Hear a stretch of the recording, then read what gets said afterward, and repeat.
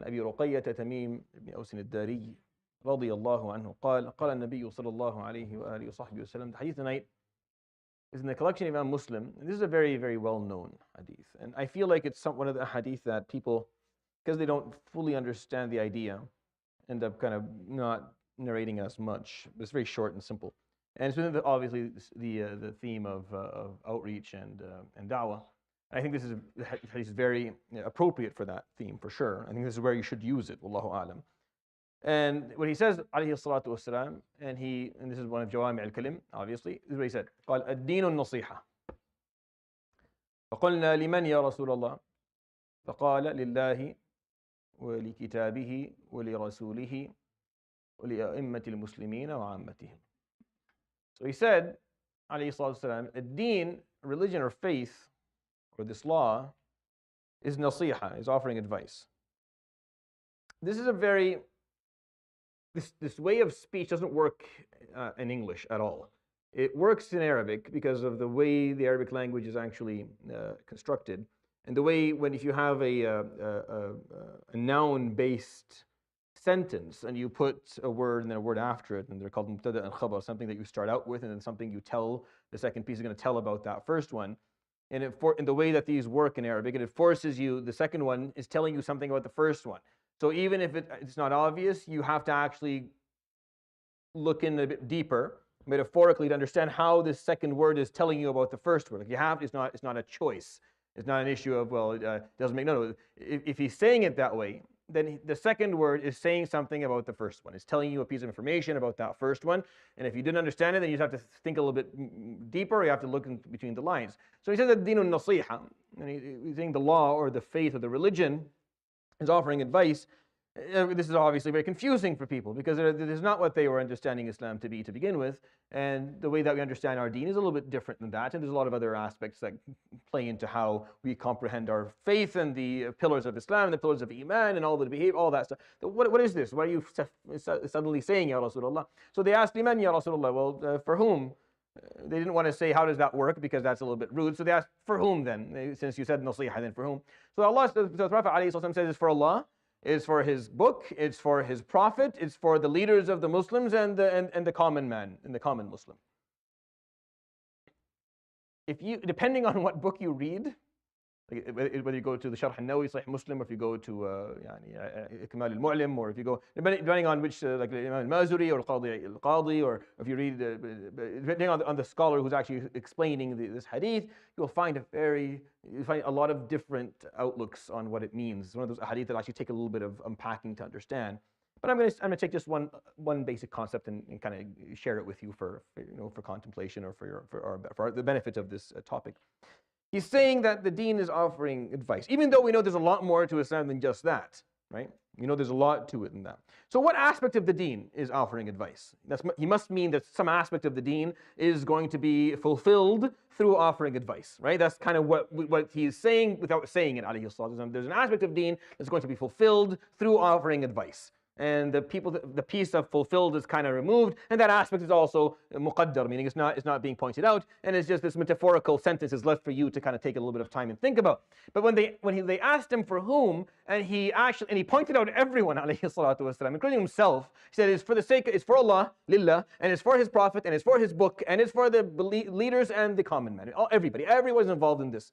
Obviously, you can't offer advice to Allah subhanahu wa ta'ala, right? So that means that the answer itself cannot mean that it's offering advice to these people, right? At least not for all of them, because the first time you use it, if you're saying for whom this advice is going, if the idea is offering it, well, you can't offer it to God, so that kind of ends that discussion. So if you want to say, well, for God specifically, what about for His book? Can you offer it? Can you give advice to the Quran? You can't do that either. So that means the concept of advice here is dynamic, because each one of these things is different. Because Allah subhanahu wa ta'ala, the deity Himself, the divine one, you can't really offer advice to Him, advice for Him. Okay, great. What about the Prophet alayhi salatu wasalam? You can't offer it, maybe you can advise the Prophet if you're living with him, alayhi salatu wasalam, but then that hadith is going to be just stuck for that time. There's no point of narrating it because there's no point for me to understand it, or maybe drop him, alayhi salatu wasalam, the hadith, because I can't really offer him advice unless the meaning is something different there too.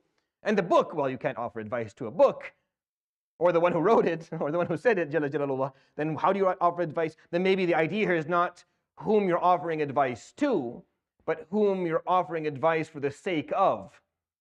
Maybe that's what he's trying to say here. And if it's the sake of, then it's for the sake of Allah subhanahu wa ta'ala. But then how is it going to be for the sake of the Prophet alayhi salatu wasalam? And how about what do you mean the sake of the book? And what do you mean by the sake of the leaders of the Muslims and the common Muslim? So now we're stuck a little bit here. So are we going to understand this hadith in a dual manner? Is the first couple are going to be for the sake of, and the second group is going to be, we're going to be offering them advice?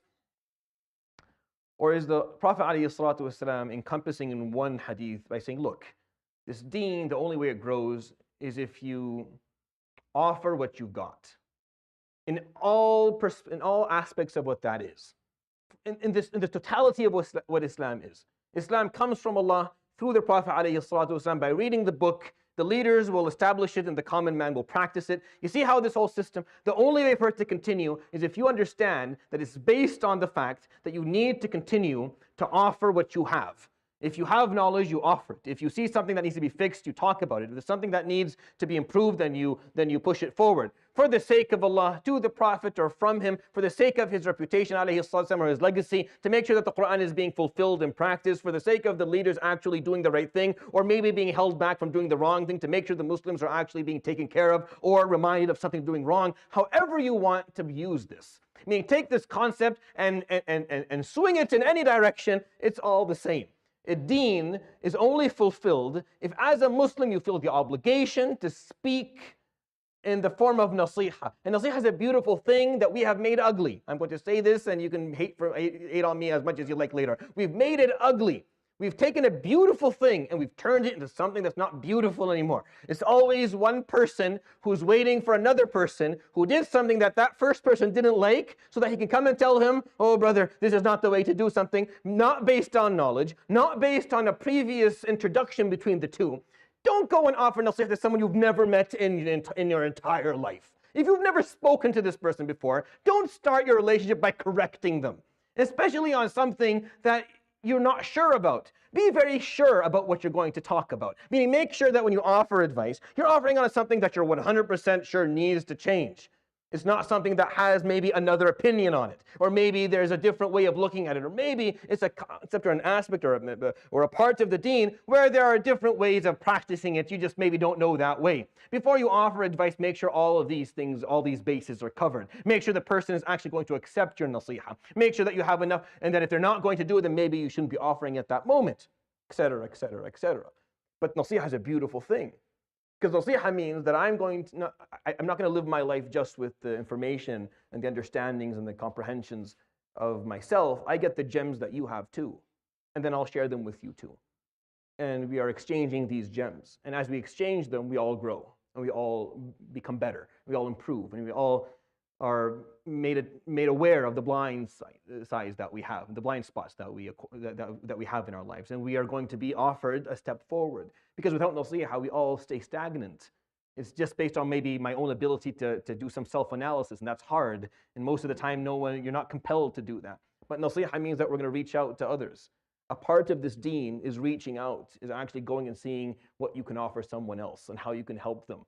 And in what way you can be of service to them. Nasiha is an act of service, first and foremost. How can you be of service to them? Don't use it as a way to establish your superiority in knowledge and in ethics. Don't use it that way. Don't make it ugly. Keep it beautiful. It's a beautiful thing. It's an act of service. And without it, when we stop doing that, when we stop feeling that we're one, that we're connected, that this whole story that started with Allah subhanahu wa ta'ala sending his prophet with the book, with leaders who will establish the law and Muslims who will practice it, without that whole system will collapse. It won't exist anymore. Deen won't be anything if we're not willing to reach out to one another, if we're not willing to offer what it is that we have. That's how deen is fulfilled. That's how the deen is maintained. And I find it to be extremely, extremely important and helpful. But we just have to understand what the idea is. And that's why, this month I think it's a good way to nasiha. Make it beautiful again by offering it to someone in a way where they'll actually benefit from it. يروي الإمام مسلم في صحيحه عن أبي رقية تميم بن أوس الداري رضي الله عنه قال النبي صلى الله عليه وآله وسلم الدين النصيحة قلنا لمن يا رسول الله؟ قال لله ولكتابه ولرسوله ولأئمة المسلمين وعامتهم. صدق رسول الله صلى الله عليه وآله وصحبه وسلم. سبحانك اللهم وبحمدك، أشهد أن لا إله إلا أنت، أستغفرك وأتوب إليك. وصلى الله وسلم وبارك على نبينا محمد وعلى آله وصحبه أجمعين. جزاكم الله خيرا، بارك الله فيكم. السلام عليكم ورحمة الله تعالى وبركاته.